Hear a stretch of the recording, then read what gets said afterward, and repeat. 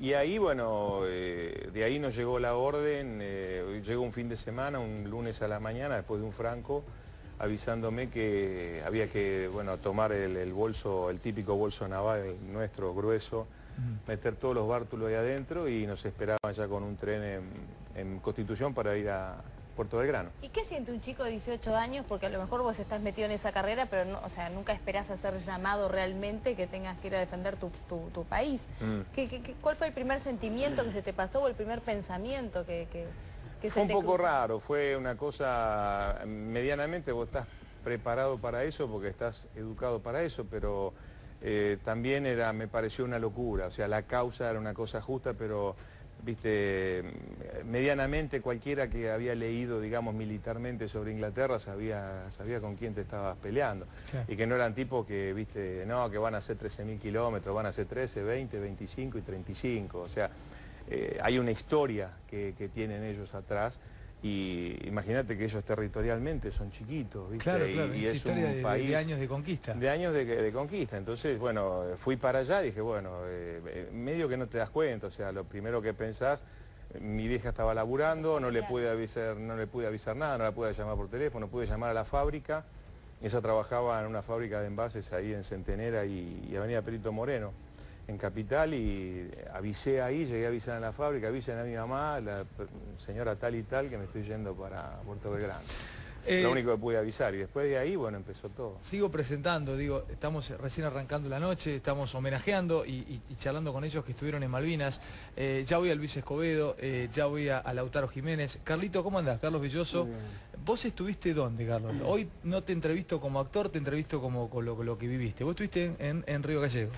Yo fui, digamos, yo hice el servicio militar, me incorporaron en febrero, a Luis Piedrabuena, eso es Santa Cruz, cerca de Santa Cruz, de la ciudad de Santa Cruz.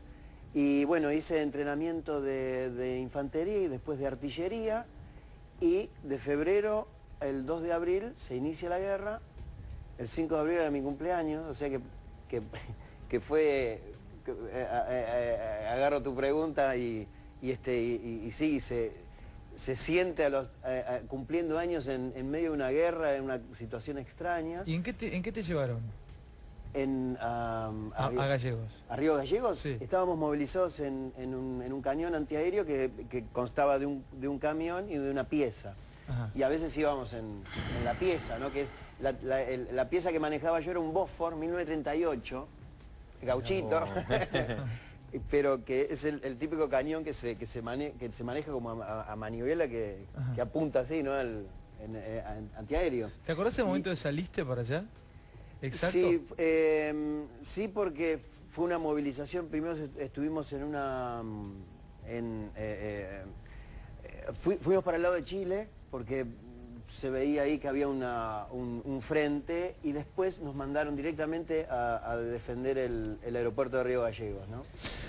Y nos emplazaron en Río Gallegos. en el aeropuerto, ¿no? En el medio de la Patagonia, cerca del aeropuerto, y bueno, y sufriendo esas consecuencias porque no llegaba el rancho. Estaba muy desorganizado ese tiempo, y mi grupo de artillería, digamos, ¿no? Entonces no llegaban algunas cosas y ¿Te desesperaba eso? Te hago una pregunta. Y me desesperaba. Bueno, yo soy de Corrientes, como todos Sí. saben, tengo mucha gente conocida que también Sí. ha sido combatiente.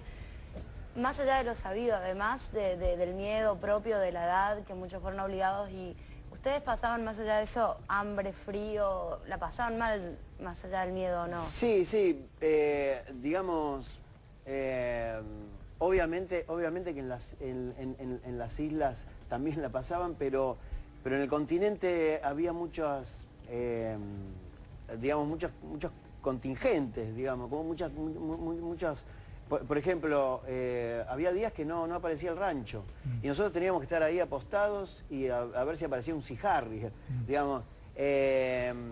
Más allá de eso, que estábamos enclavados, yo había ido para hacer el servicio militar. El cambio a hacer el servicio militar y a recibir órdenes directas del 5º Cuerpo de Ejército a defender un lugar y decir, bueno, a partir de este momento no estás haciendo el servicio militar, estás defendiendo a tu patria.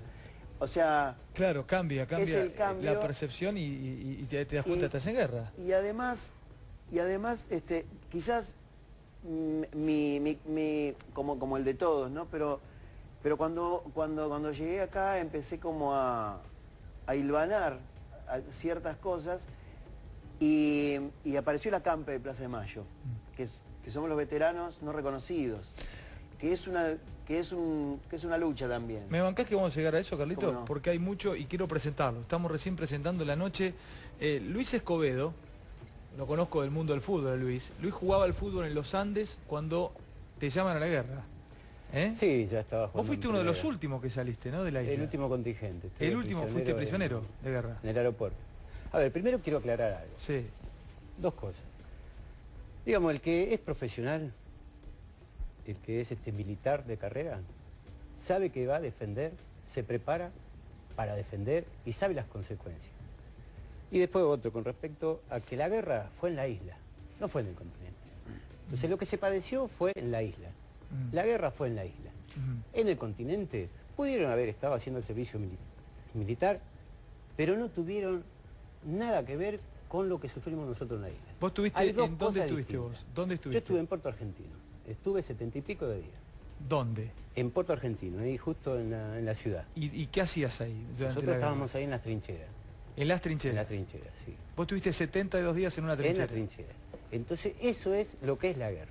Lo que fue en el continente fue una movilización como cualquier veterano de guerra que haya hecho el servicio militar. Ahora, contame tu historia personal, Luis. Contame dentro de las trincheras, ¿qué vivías? Por esos 72 días, ¿qué había? ¿Qué es una trinchera? Una trinchera es, primero, el suelo malvinense es lo más difícil que hay, digamos, por el frío, 5, 10 grados bajo cero, lluvia, el suelo es fangoso, se junta el agua, vos donde cavás 1 metro ya tenés agua, barro, y nosotros tuvimos que convivir con eso. ¿Qué edad tenías vos? Yo ahí 19 años.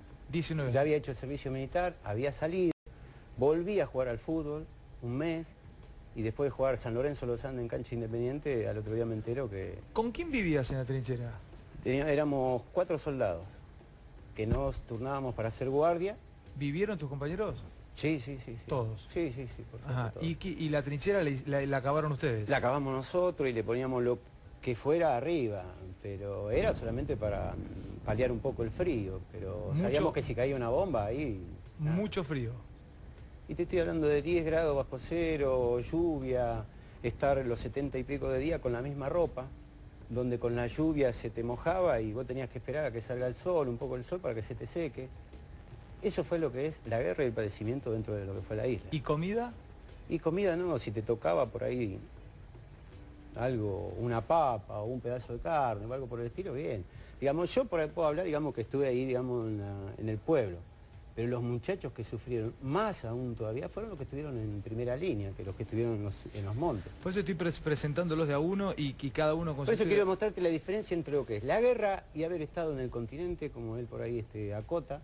Estar en el continente es hacer el servicio militar en un lugar donde tenés los servicios, estar... Es distinto. Y también quiero aclarar que es distinto también el profesional que se prepara para algo y el soldado que fue llevado casi sin... Vos sentías que no estabas preparado. Que no estábamos preparados, Bueno, sí, no hicimos nunca. ¿No se te cruzó por la cabeza escaparte, esconderte? No, porque, a ver, estamos, hoy, Obligado. 2011 es otra mentalidad. En ese tiempo, nosotros la mentalidad, defender a la patria, para nosotros era un orgullo, para todo el que fue para allá.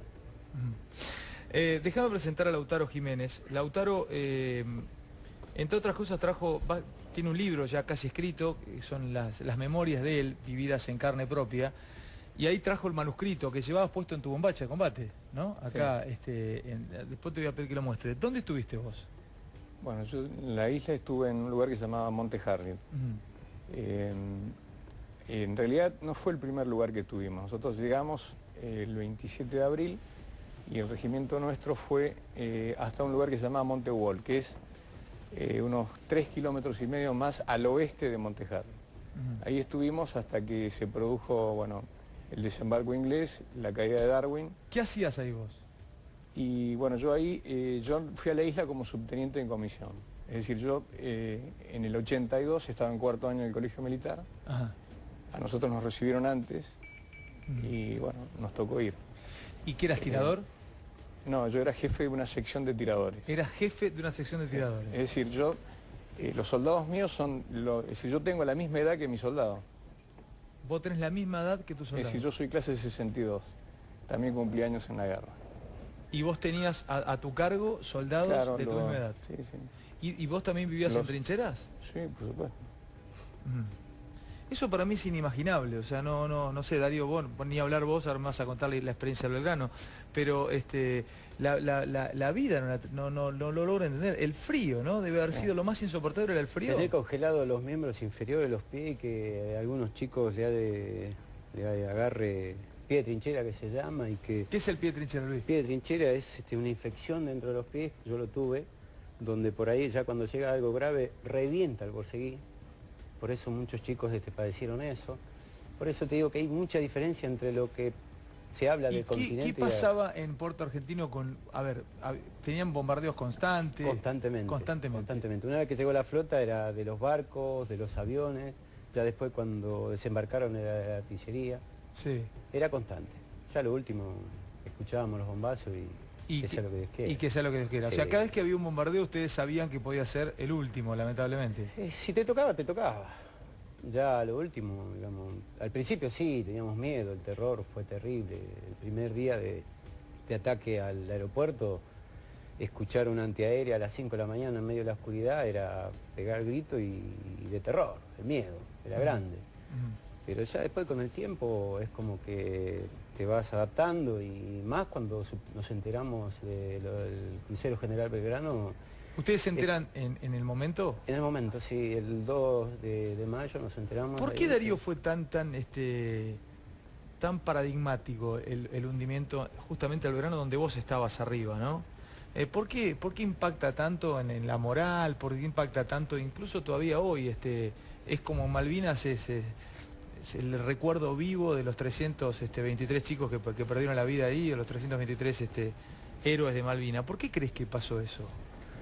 Yo pienso, después con los años, de lo que uno se entera por investigaciones periodísticas, por documentales, se decía que se estaba por lograr un acuerdo de paz con, no me acuerdo si era Javier Pérez de Cuéllar, que era de la ONU, que era el secretario de la... Con el presidente de Perú, de la UNDTERRI, hace una serie de propuestas y bueno, en el momento que Argentina acepta, por una diferencia horaria, Inglaterra dice que sí, pero ella había mandado a vivir en Belgrano. Es decir, en realidad no había una voluntad negociadora por parte de Inglaterra. Es decir, más allá de que... yo no sabía el tema de la diferencia horaria, por ejemplo, ¿verdad? Sí. No sabía la diferencia horaria. No sabía ese tema, porque, digamos, también, para que el público se dé cuenta, por ejemplo, hay veces que, por ejemplo, en un barco está más enterado tal vez el que está en el puente de comando, que escucha los radios, que recibe las informaciones, que está más empapado, y vos te vas enterando por radio pasillo, porque vos estás 20 metros abajo. Eran mil y pico tripulantes, ¿no? 1023, me acuerdo. 1093. 1023, 1027. 1093 tripulantes. Por eso pienso que fue, y aparte que fue una matanza masiva, porque de un golpe se fueron, o sea, sin contar después los que fallecieron en el continente, los que se suicidaron, todo eso, pero fue... Y más allá de eso, que yo no lo sabía por un reportaje que hice el año pasado, por un libro que escribía la Biblioteca Naval sobre los barcos que habían rescatado a los del Belgrano. Y fue una de las tragedias navales con menos muertos en la historia de las guerras navales. O sea, ¿sí? Que para nosotros fue un desastre, pero normalmente otras guerras, por ejemplo, que se han librado en el Pacífico, la tripulación iba al agua y se la comían los tiburones, y quedaban, qué sé yo, de 200, 300 tipos, quedaban 20, que, bueno, porque ya el tiburón ya se había llenado la panza, se fueron y bueno, llegaron a rescatarlo. Y eso yo no lo sabía, que el Belgrano fue una de las tragedias navales. Dentro de la guerra fue una matanza enorme de un solo golpe. Claro. Entonces eso fue como lo que se diría en el barrio, una mojada de oreja, ¿viste? Enorme, porque de un golpe se fueron 300 y pico de tipos, y más lo que es una guerra, digamos, en el agua, porque el agua